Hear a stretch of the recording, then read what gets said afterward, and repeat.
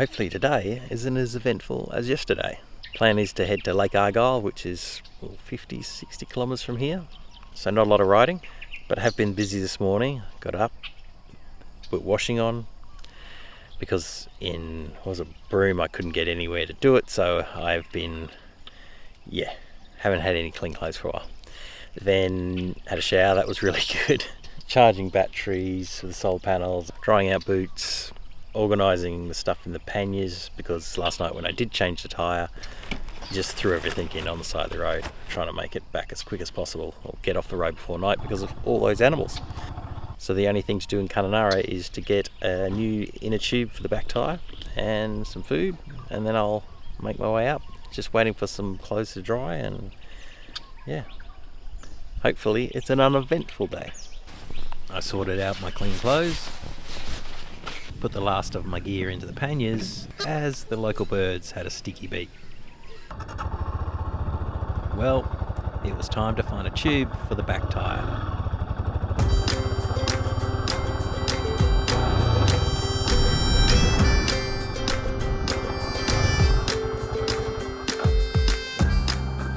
One back tyre tube sorted.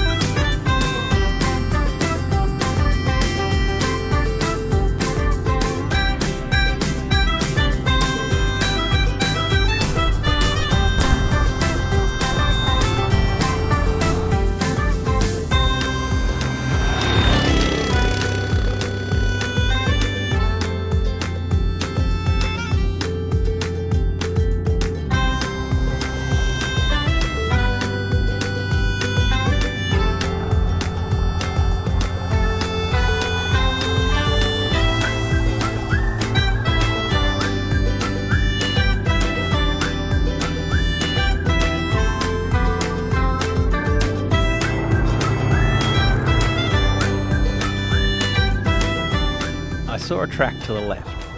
It probably goes nowhere, but I couldn't help myself to at least have a look. It seems it must be right next to the lake.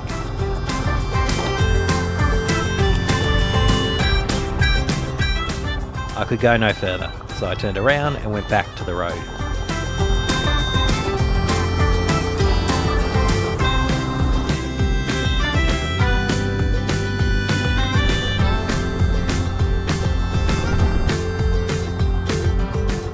Checked in.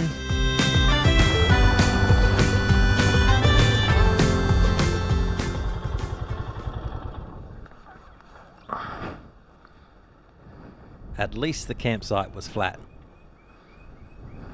Well, that's about the earliest I've got to a campground. I asked if there's a shadier site, but they are fully booked here too. Oh well, at least I got a tree. Sun's going this way. I'll try and put the tent in to get most of the shade during the day. I'll be gone early in the morning, so it's all about the afternoon sun.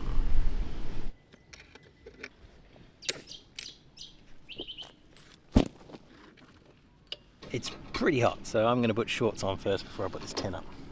Apparently south it is freezing, so I've got to enjoy the heat while I can.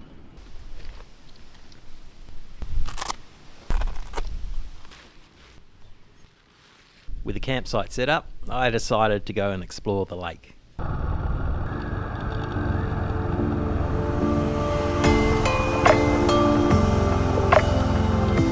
I first had a look around the dam wall.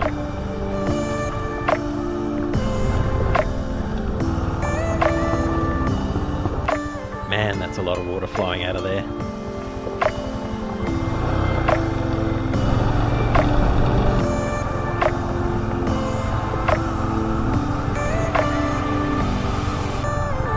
I made my way up to a lookout. Not a bad view from here. It's quite a stunning lake. Obviously man-made with the dam, and this is just the beginning. There's a whole beyond those. They're basically islands out there. Well, originally weren't, but yeah, they're islands. Good place to check out if you're passing through for an afternoon or a little longer. It's pretty mellow out here. It's great. Lake Argyle is Australia's second largest freshwater man-made reservoir. It is fed by the Ord River, and the Ord River Dam was completed in 1971. Lake Argyle's usual storage volume is 5,797 gigalitres, making it the largest reservoir in Australia. The original plan was for the dam water to irrigate rice crops for export to China. However, their plans were destroyed as water birds, particularly magpie geese, ate rice shoots more quickly than they could plant them. Other crops are now growing, but Lake Argyle still remains Australia's most underutilised lake. Those walls are pretty magic in the last of the light.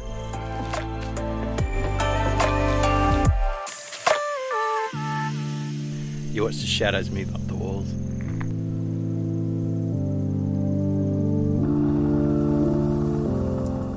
After a very chilled day, I headed back to the tent to call it a night.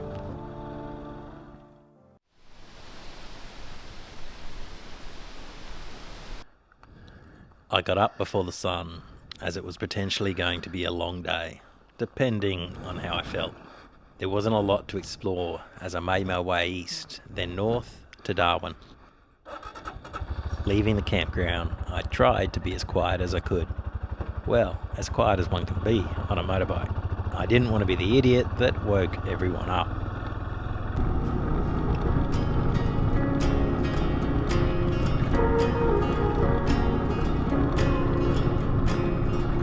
I do like to leave early in the morning.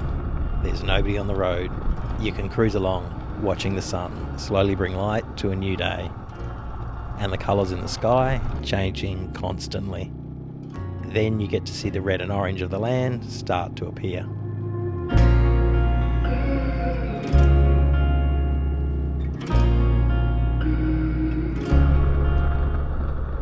I was back on to National Highway 1 and was about to cross the border into the next state.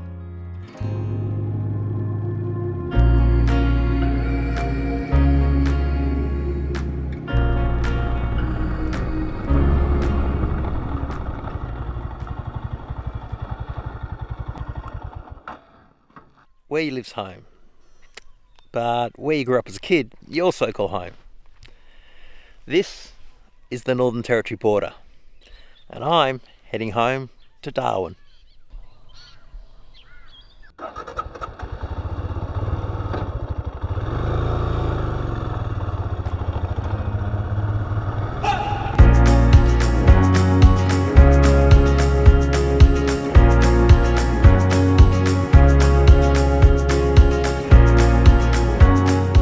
There are a lot more baobab trees through this section.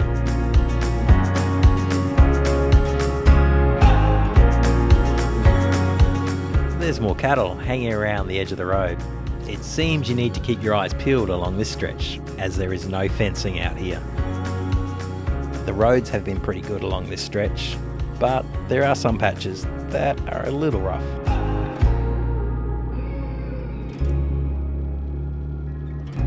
Okay, more cattle on both sides of the road. I had noticed little signs on the shoulders of the roads, warning of any damaged drop-offs or lips. And on the sign there was a nice little touch. They had the state's flora emblem, the desert rose.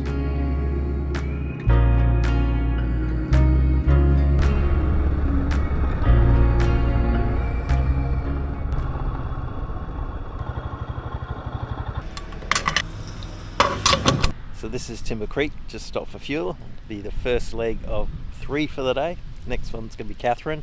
So we've done about 225 kilometres, got about 280 to Catherine, and then 320 to Darwin. Seems a bit of a headwind just starting, so hopefully it's not too bad, but once I get to Catherine we turn left, so should be a tailwind, hopefully. It's not a lot out in the next section like everywhere in the north. There's long distances between all the good bits, so better get on the road and keep on moving.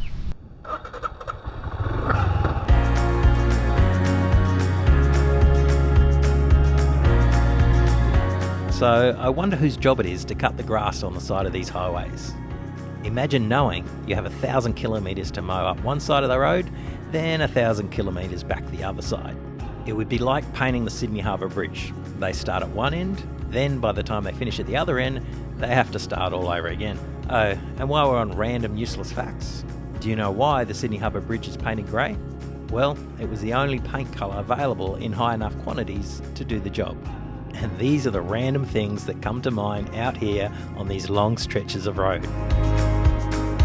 Now here is an interesting job you rarely see. This is the guy who checks the conditions of the roads. I gather that is a 2-metre level, so that's a lot of drop off over such a short distance. I wonder if he is responsible for the whole Northern Territory. A bit of road maintenance work going on.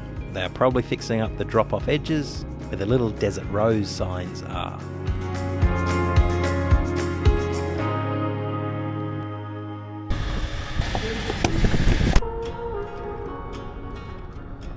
I've been fortunate enough to travel around the world a lot, and with all that travel, the memories of what happened where sort of gets mixed up a bit.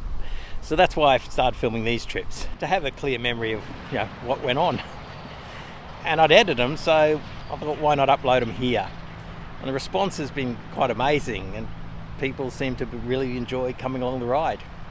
One thing I didn't know about on here at the beginning was a thing called a super like. It's basically like a donation. And a bunch of people have actually done it, which I'm very grateful for, and that all goes back to fueling up for more adventures. But there is one person in particular, a guy by the name of Larry, who has super liked every video. And it's not just the money, it's the fact he's got out of his way to, go through the process to do that. I found out that Larry is actually from the Pacific Northwest of America, and he's 78 years old and still riding.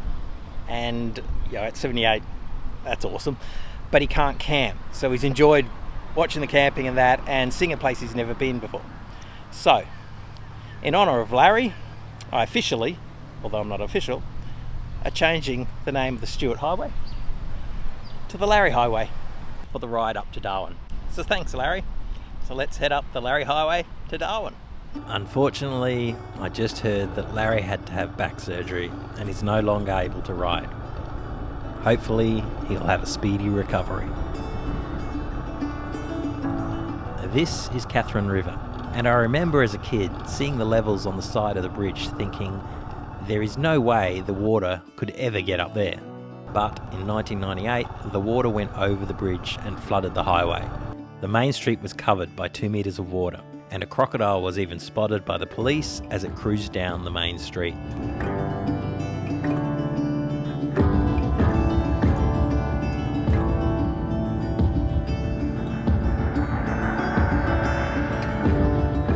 My parents moved up here in the 60s, and it was quite an adventure back then. In fact, they went through a washout and sheared the engine bolts off the bottom mounts. So my dad sat on the wheel arch with a star picket wedged under the engine so it would stay in place for 40 kilometres until they could get to the next town for repairs.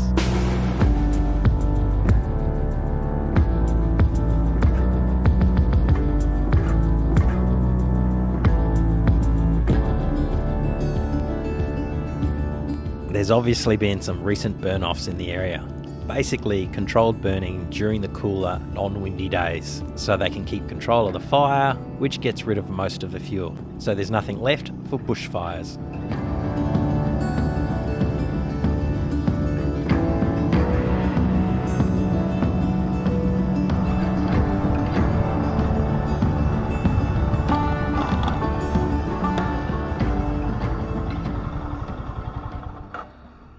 Just taking a short break at Adelaide River with about an hour to go. It's been a long day, so I didn't want to push that last hour. Been riding for about 2 and a bit now, so have a break, stretch the legs, and then just do the last bit nice and easy, and a bit cooler too. Adelaide River has actually quite a famous pub out the back here, drinking hole if you will. Also Adelaide River is where all the jumping crocodiles are. Well, they leap out of the water to take the food beside the boats. So never hang anything over the edge of a boat here, or anywhere in the Northern Territory. Alright, bit of rest and finish this off. It is getting a lot warmer, well, more humid now. It's got hot, now it's just getting humid.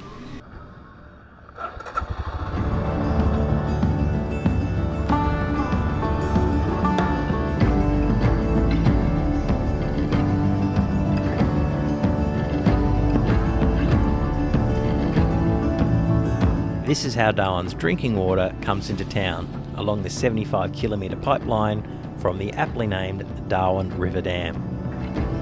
To the left, as you make your way into Darwin, you'll see what looks like sections of wide unused road, but they're actually old airplane landing strips from World War II. For those of you who might not know, Darwin was attacked by the Japanese starting on the 19th of February 1942. The landing strips were used by American P-40 Kitty Hawks, RAAF and RAF Spitfires, also RAAF Hudson bombers. This is the first set of traffic lights I have seen in thousands of kilometres. Now this is something I never saw as a kid up here, a traffic jam. How things have changed. Darwin has certainly got a lot bigger. Darwin is very flat, so you'll see a lot of these water towers around to create the water pressure in the taps. This is a suburb I grew up in, Nightcliff. It derives its name from early records from the ship HMS Beagle, describing some of its crew members scrambling up the cliffs in the area in the dark in 1839. Well, I'd made it. I pulled into my old man's place, and it seems I'd woken him up from his afternoon nap.